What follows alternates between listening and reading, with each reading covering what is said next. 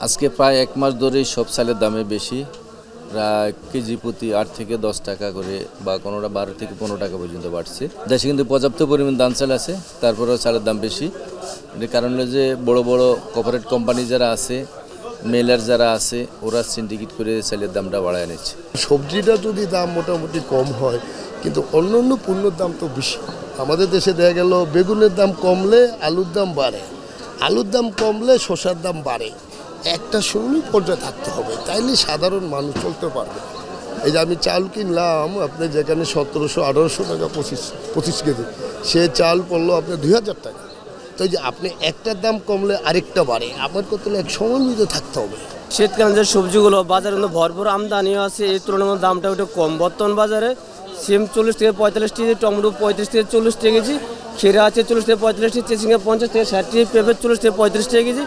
কিছু কিছু সবজির দাম বেশি, সেটা ভটভটি, পটল, ভেন্ডি এগুলো নতুন আসতেছে, মানে এগুলো গরমকালীন সবজি। ভটভটি আছে ১০০ থেকে ১৮০ টাকা কেজি, পটল আছে ১২০ থেকে ৩৩ টাকা কেজি, ভেন্ডি আছে ৭০ থেকে ৮০ টাকা। যারা অন্য অন্য সবজিগুলো আছে ৪০ থেকে ৩৫ টাকার ভিতরে পাওয়া যায় ইনশাআল্লাহ। শুক্রবার বেশি করে একটু দাম বেশি থাকে আর কি। আর সোনালী বেচছি আজকে বেশি ৩০০ টাকা, ৩১০ টাকা, মানে আগে একটু বাড়ছে আর কি। শুক্রবার বেশি করে দাম বেশি থাকে আর কি।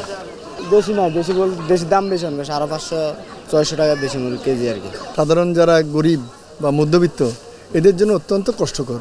কারণ প্রতিদিন আমরা তো বাঙালি, ভাত না খেয়ে তো উপায় নেই, কিনতে হয়, কিন্তু তার জন্য তার অন্য অন্য বাজেটগুলো কমা ফেলতে হয়। চাল যাদের সংসারে গরিব দিনমজুরি, তাদের তো অত্যন্ত কষ্টকর।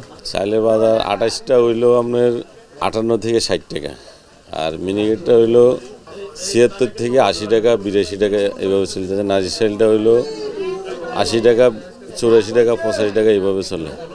আর মোটা চালগুলোরও দাম বেশি, মোটা চালগুলো প্রায় ৫২-৫৩ টাকা।